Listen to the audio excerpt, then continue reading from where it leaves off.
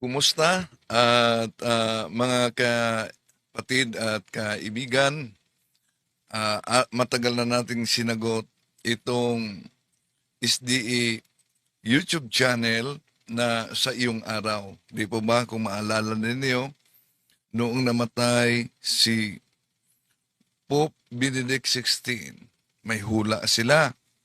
Ano yung hula nila? Ang hula nila ay ang kasunod na Santo Papa, si Pope Francis, ay siyang huli daw na Papa at darating na ang katapusan ng mundo. Ngayon, bago lang napili si Pope Leo the 14. Anong sabi nila? Si Pope Leo the 14 na naman umano ang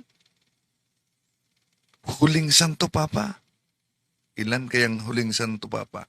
Pero, ang tatalakayin natin dito, itong analysis ng SDA YT channel sa iyong araw,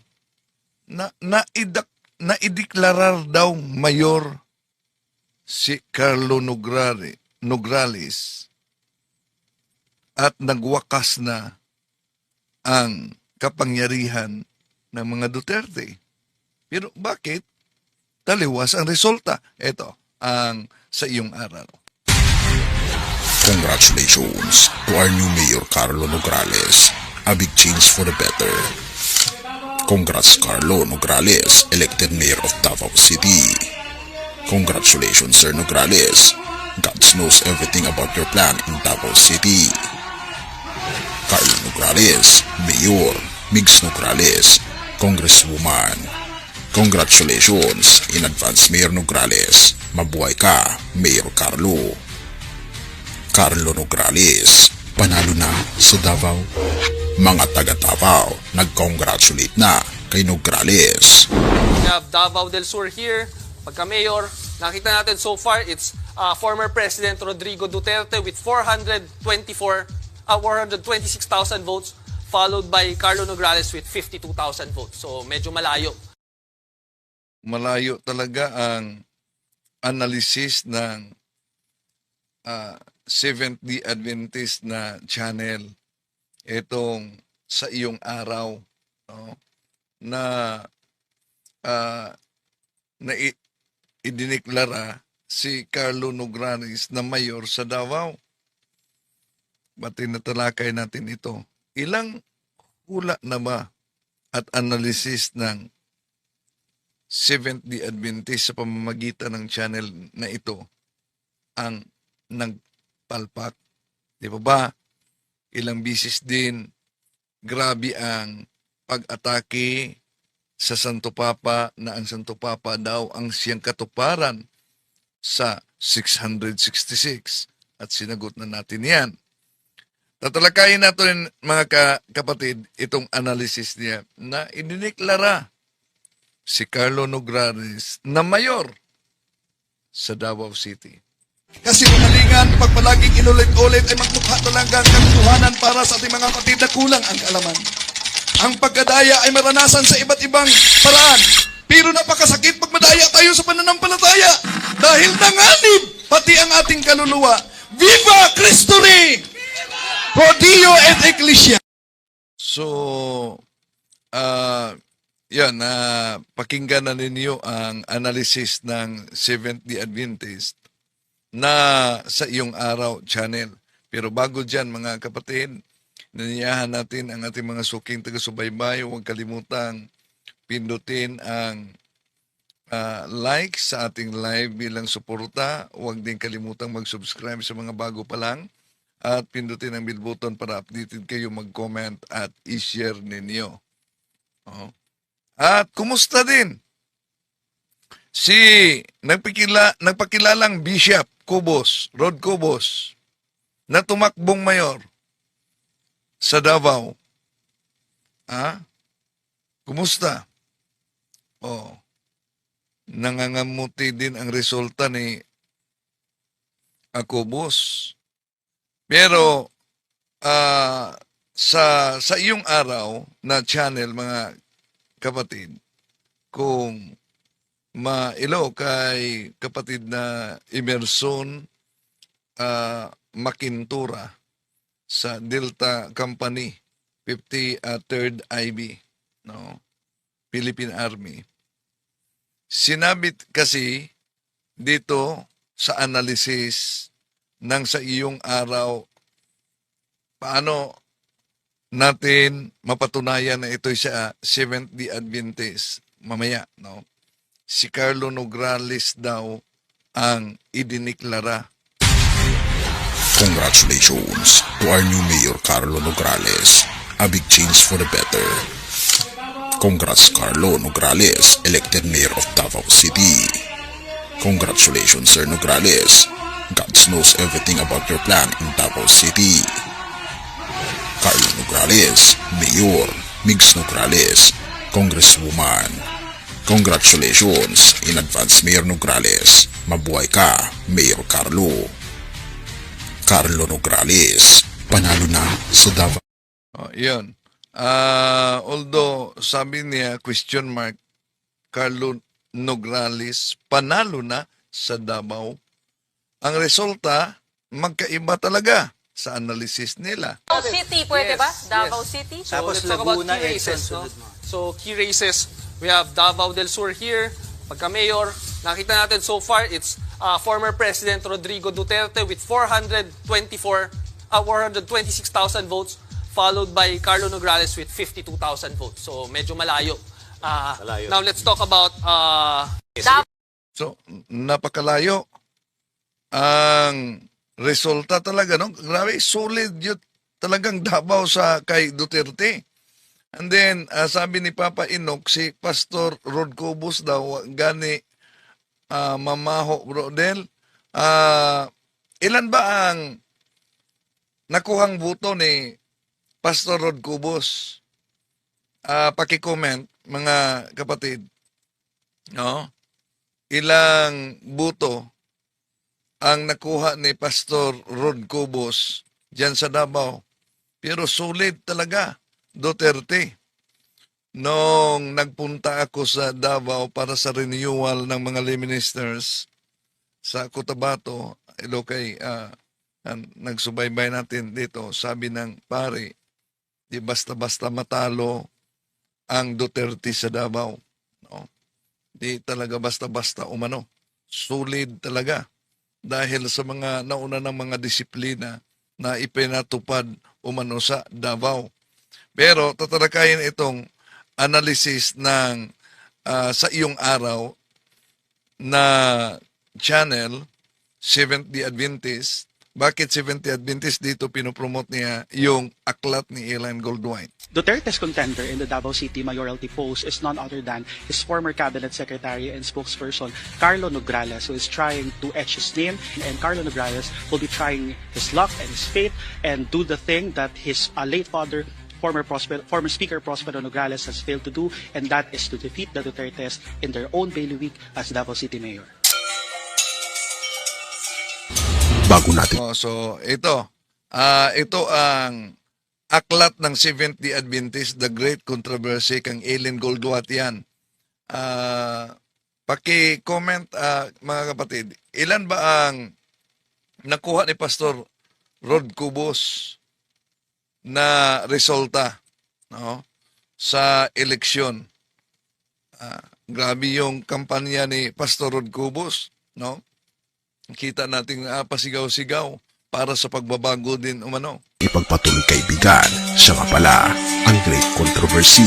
Dito sa aklat na Great Controversy ni Ellen Goldwhite, alam nyo, grabe talaga, katoliko ang binanatan dito ng mga Seventh-day Adventist. Lalo na sa founder ng Seventh-day Adventist na si Ellen Goldwhite. Na isa sa mga pinakakontrobersyal na libro dahil tumutukoy ito sa mga propesiya sa So tumutukoy daw sa propesiya yung kay Ellen Goldwhite. Pero kung ating tingnan ang aklat ni Ellen Goldwhite na sinabing tumutukoy sa propesiya, alam nyo, aklat mismo. May Cebuano ha, Cebuano. The Great Controversy, itong pinopromote niya, The Great Controversy, pinopromote niya sa sa Cebuano, ang dakong away. Pero alam nyo ba na may nakasulat sa aklat ni Ellen Goldwhite na dakong away Cebuano, si Ellen Goldwhite ay isa sa mga bulaang mga ngaral o propeta. Dito sa libro ni Ellen White na Ang Dakong Away o The Great Controversy, sa Cebuano itong pagkasabi. Gitagna kini ni Jesus sa kasayuran nga ang isyu bahin sa tagna sa nahimong labing dako nga pagsuta alang kanila sa katapusan mga adlaw. Og manggula ang daghang mga bakakon nga manalagna, false prophets, og magapasalaag sa kadaghanan, Matthew 24:11. Alang sa dugang nga pagpasanto, gihatag sa Dios kini nga mga pulong ngadto kang Juan, nga hinigugma dili ninyo tuuhan ang tanang espiritu. Apan sulayi ninyo ang mga espiritu kung iya ba kini sa Dios. Kay daghang bakakon nga manalagna namang manungha sa kalibutan. Unuan 4:1. Hinuon lakip na si Ellen White. Alright, i-translate natin sa Tagalog ha. Hinulaan ito ni Kristo Jesus sa kalaman tungkol sa bagay ito sa kanyang hula na pagsabi na ito ay isa sa pinakamalaking dapat alamin na sa huling mga araw magsilabas ang mga bulaang mga propeta at kanilang linlangin ang karamihan, Matthew 24:11. Para sa karagdagan ng pagpapaunawa o pagpapaintindi, binigay ng Diyos sa kay Juan ang mga salitang ito na hinigugma, na iniibig. Huwag ninyong paniwalaan ang lahat ng espiritu, kundi subukin ninyo ang mga espiritu. Ito ba ay sa Diyos? Sapagkat maraming mga bulaang mga propita na magsipaglabas sa sanglibotang ito. Unuan 4:1. Kalakip niya ani si Ellen White. O, see? Nasa Cebuano version yan na ang dakong away na pinopromote nila na aklat na The Great Controversy. So sa Seventh-day Adventist yan. Tuloy natin. Doon ang Daniel at Revelation na nagaganap na sa panahon natin ngayon bago ang pagdating ng ating Panginoong Diyos ay pinamimigay na namin ng Ayan, pinamimigay na umano nila ng libre itong The Great Controversy ng Seventh-day Adventist. Okay, patuloy natin yung sinabing idineklara na si Nograles na mayor. No? pagpaisip. Totoo nga ba kaya ang sinasabi ng mga Dabawenyo? Bumati ang masa, pero may nahuli ka ba? Panalo na si Nograles, anin ng ilan, may emojis pa, may saya, may tila sigaw ng tagumpay. Pero teka, bakit may buwabati kung hindi pa tapos ang botohan? Hindi kaya may gustong iparating? May gustong baliktarin? May gustong basagin? Ang tanong ay hindi lang kung panalo na si Carlo Nograles. Ang tanong, bakit may ganong kumpiyansa? Baka kasi may alam sila na hindi pa natin alam. Kilala natin si Carlo Nograles hindi lang bilang dating cabinet secretary, kundi bilang anak ng dating speaker ng House. Matagal na silang kilala sa politika ng Davao, pero hindi pa sila nakaupo sa mayoralty. Hindi gaya ng mga Duterte. Mula 1988 hanggang ngayon, iisang abilyado lang nasa upuan. Pero ngayon, may nabubuong tunog, maingay, maugong. Bakit tila gusto ng mga tao ng pagbabago? Oo, change is coming daw dati. Pero ngayon, may bago na namang bersyon. At ang pangalan nito ay Carlo. Pero hindi lang basta change ang handog niya. Madaling magsabi ng pagbabago, madaling sumayaw sa entablado. Pero ang tanong, ano ang plano? Sa meeting di Avance, hindi lang kilig ang dala ni Carlo, may mga plano siyang konkretong ipinangako. 25,000 pesos minimum na medical assistance, libreng maintenance meds, scholarship para sa mga estudyante, digitalization ng mga serbisyo ng gobyerno, mas mabilis na business permit approval, at pakinggan pa natin si Mayor Carlo Nograles sa kanyang mga sinabi. Well, lahat ng sinabi ko sa ating platform of government, health, education, livelihood, peace and order, and social services. So kung ano yung nailatag natin na platform of government natin, we'll have to take a look at ano yung na program na for these projects for 2024 because ang gagamitin natin ng budget is yung budget that was already approved for 2025, approved in 2024 for implementation in 2025. So kung ano yung mga naiwan na mga projects na dapat natin implement, we'll have to implement that, but in accordance with yung platform of government natin, in accordance with anong mga priorities din natin. So we'll have to ensure na kung unsa tong mga priorities na to, hopefully masuportahan ta sa sanggunian nga mopunto ang atong i-prioritize for 2026. Mukhang may plano, pero sapat ba ito para talunin ang isang pangalan na dekada nang nakaupo sa Davao? Ang layo ng agwat, oh. Balik natin, ha. Davao City, pwede ba? Davao yes. City? So let's talk about key races, no? So key races, we have Davao del Sur here. Pagka-mayor, nakita natin so far, it's former President Rodrigo Duterte with 426,000 votes, followed by Carlo Nograles with 52,000 votes. So medyo malayo. Now let's talk about Malayo talaga. Pero si Pastor Kibuloy nag-request na yung i-recount ang resulta. Oh, so kaya sabi ng Commission on Election dapat magpetisyon muna sila. Oh, parang di yata matanggap ni Pastor Kibuloy ang resulta sa halalan. Tuloy natin. Pero si Duterte yun. Oo nga, pero nasaan si Duterte ngayon? Detained, dahig, ICC, Crimes Against Humanity. Baka hindi pa tapos ang eleksyon, pero sa mata ng iba, tapos na ang panahon ng mga Duterte. Pero teka, si Baste, Paulo, at Omar Duterte ay tumatakbo pa rin. 5 miyembro ng pamilya ang sumasabak sa halalan. Kaya ba ni Nograles narating silang lahat? Sabay-sabay? Kaya nga may tanong, anong nangyari? Bigla na lang may mga bumabati, may umaasa, may nagagalak, na tila daw na di umano'y matatapos na raw ang anomalya, na di umano'y malalantad daw at mabubunyag na ang mga lihim sa Davao. At welcome na ba sa bagong Davao? Pero may problema, hindi pa tapos ang halalan, pero tila tapos na ang tiwala ng Tinatalakay niya ito, di pa tapos ang halalan, mga kapatid, na meron kasi mga nag-congrats na kay Nograles, kaya sabi idineklara umanong mayor, pero ang layo, no? Layo talaga ng agwat sa resulta, oh. Sandali, ha. Napin natin ito yung resulta. Davao City, pwede ba? Davao City? So let's talk about key races, no? So key races, we have Davao del Sur here. Pagka-mayor, nakita natin so far, it's former President Rodrigo Duterte with 426,000 votes, followed by Carlo Nograles with 52,000 votes. So medyo malayo. Now let's talk about No, yun. Malayo talaga ang agwat, ano? So, grabe.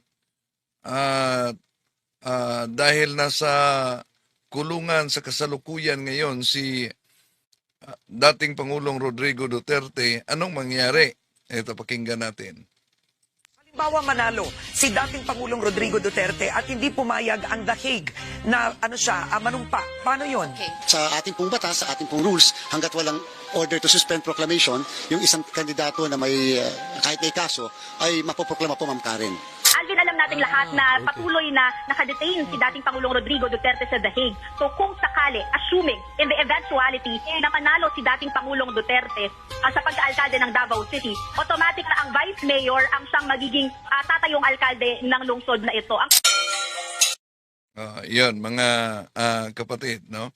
At ito ang part sa tinalakay ng SDA channel sa iyong araw, na atin ding tinatalaka yung analysis nila. ilan sa dati nilang sinusuportahan. Bakit nga ba? Dahil siguro napagod na sila. Napagod sa traffic, Napagod Yun ang analysis niya na siguro mananalo si Nograles dahil napagod sa traffic ang mga tao, and then sa napakaraming mga problema. napagod sa maraming problema daw. Napagod sa 530 milyong confidential funds na hindi alam kung saan napunta. Napagod sa paghahari ng mga Duterte. Pero hindi lang ito basta pagod. Ito ay panawagan. Hindi lang sa leader na may pangalan, kundi sa leader na may programa. Pero kung si Duterte pa rin ang manalo, ano ang mangyayari kung isang absent mayor ang mahalal?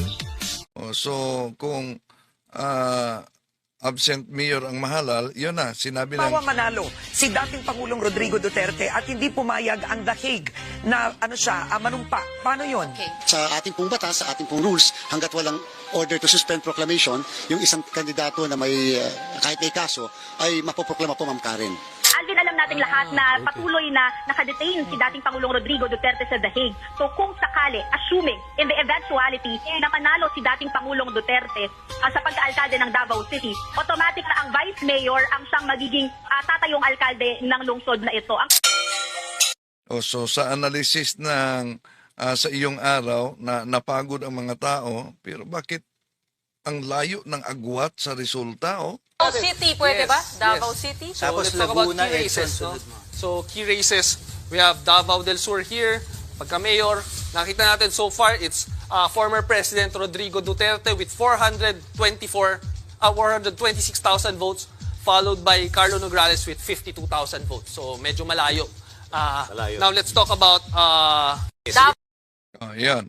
So atin lang tinatalakay mga kapatid dahil yung analysis na uupo si Nograles, malayo talaga ang resulta. Congratulations to our new Mayor Carlo Nograles. A big change for the better. Congrats Carlo Nograles, elected Mayor of Davao City. Congratulations Sir Nograles. God knows everything about your plan in Davao City. Carlo Nograles, Mayor. Migs Nograles, Congresswoman. Congratulations in advance Mayor Nograles. Mabuhay ka, Mayor Carlo. Carlo Nograles, panalo na sa Davao.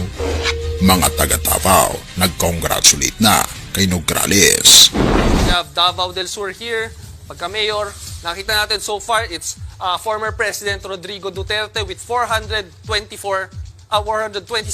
votes, followed by Carlo Nograles with 52,000 votes. So medyo malayo. Sana binanggit din nila ang kay Pastor Rod Cubos. Ilan ba ang nakuha ni Pastor Rod Cubos? No? Sige pa, comment daw kung may background kayo o may idea kayo. Ilan ba ang nakuha ni Pastor Rod Cubos na voto? No?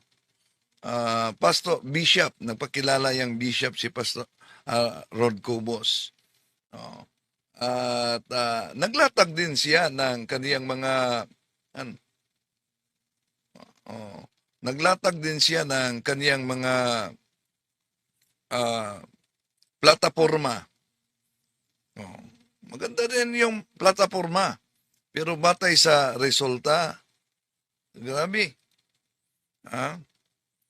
Solid talaga ang mga Duterte diyan sa Davao, no?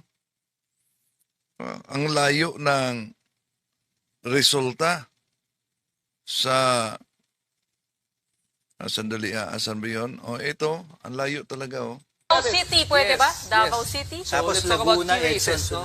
So key races, we have Davao del Sur here. Pagka mayor, nakita natin so far, it's former President Rodrigo Duterte with 426,000 votes, followed by Carlo Nograles with 52,000 votes. So medyo malayo. Now let's talk about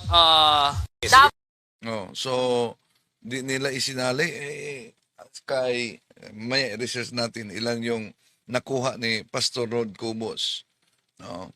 Bishop Rod Cubos. Okay? Yun mga kapatid, ating tinatalakay yung analysis din ng sa iyong araw SDA YouTube channel. Kaugnay kay Carlo Nograles na sabi niya ang mga tao ay nagsasawa na umano sa trapiko, nagsasawa na sa korupsyon, pero baliktad ang resulta. Solid Duterte ang resulta talaga. Kahit nasa kulungan, grabe, nilampaso ang resulta, no? Pero si Pastor Apollo Kibuloy, nag-request ng recount. Kaya ayon sa Kumilik, dapat magsagawa siya ng petition. So, yun lang mga kapatid na ating pagtalakay sa analysis ng Seventh-day Adventist na kung maalala ninyo, meron silang analysis din na pagkamatay ni Pope Benedict XVI, last Pope na umano, si Pope Francis, huling Papa, darating na ang wakas ng mundo. Ngayon, may bagong Santo Papa. Anong resulta? Dahil may bagong Santo Papa, nag-iba na naman ang huling Papa nila. Si Pope, sandali ha. Ito. Ito ang analysis ng noon ng sa iyong araw, Seventh-day Adventist na channel.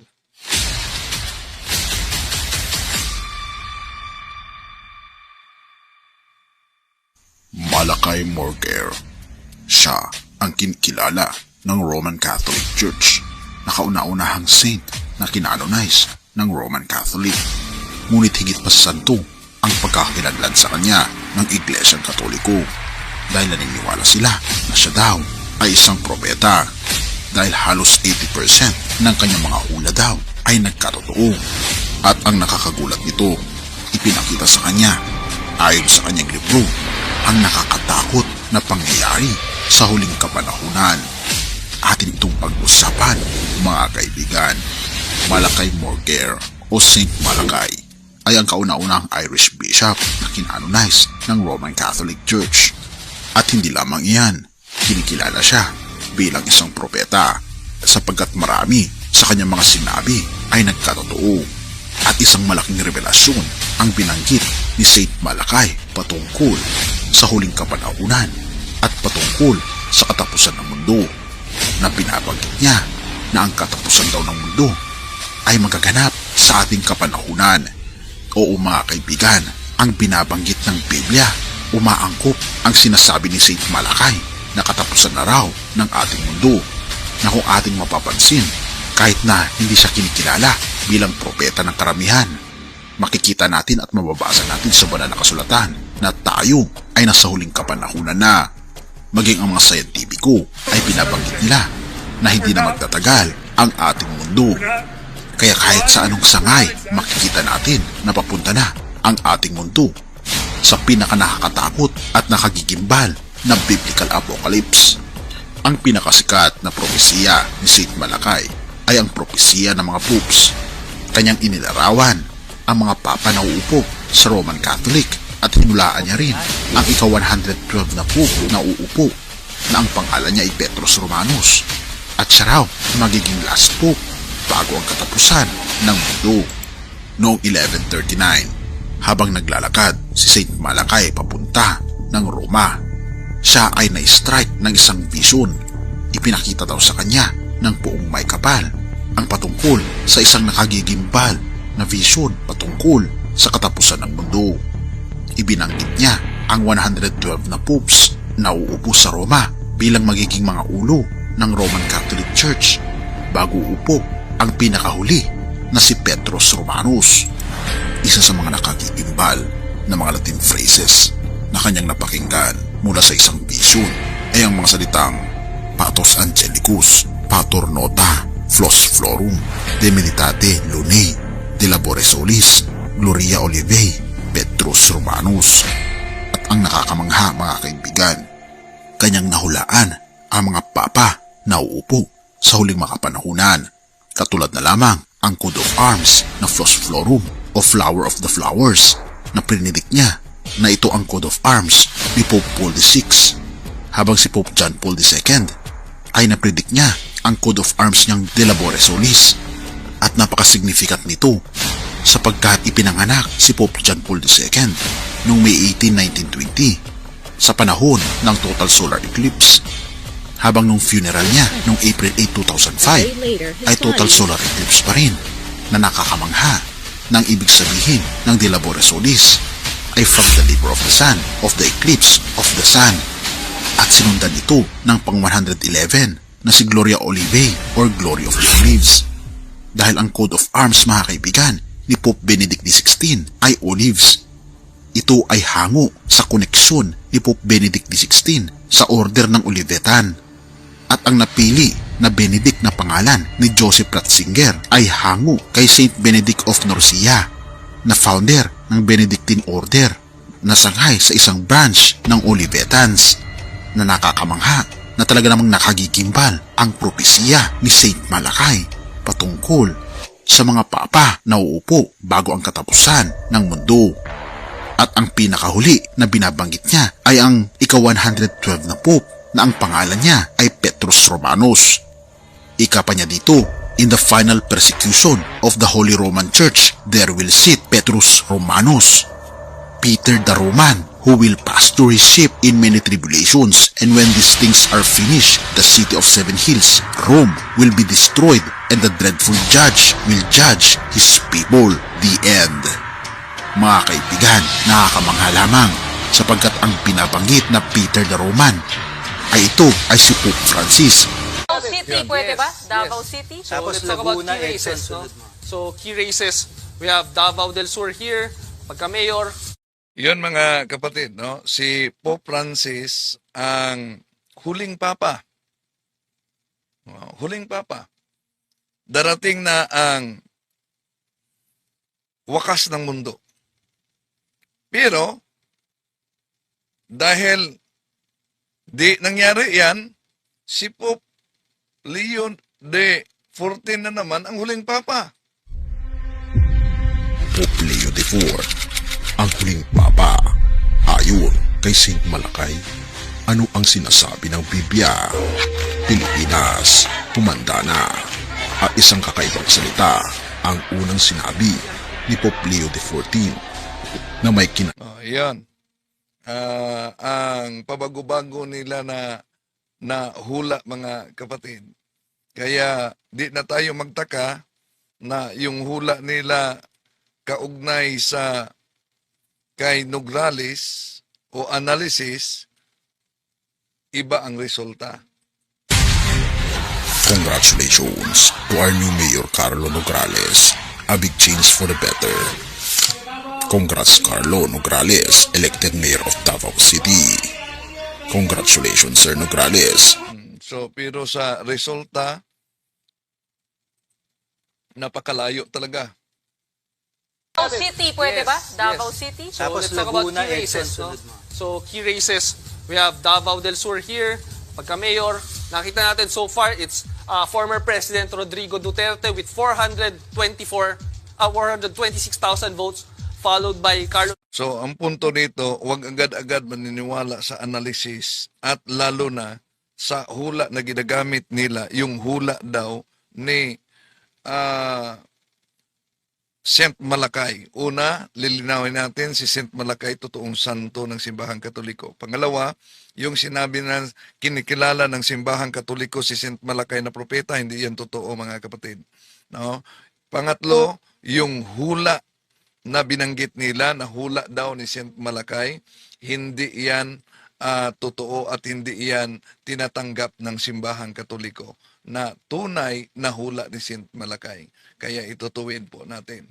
No? Dahil alam niyo naman, ang kasinungalingan, pag ito'y palaging inulit-ulit, magmukha talagang parang katotohanan, lalo na sa ating mga kapatid na kulang ang kaalaman. To make his message known is our responsibility. So here we are to pledge our lives to the Lord of eternity.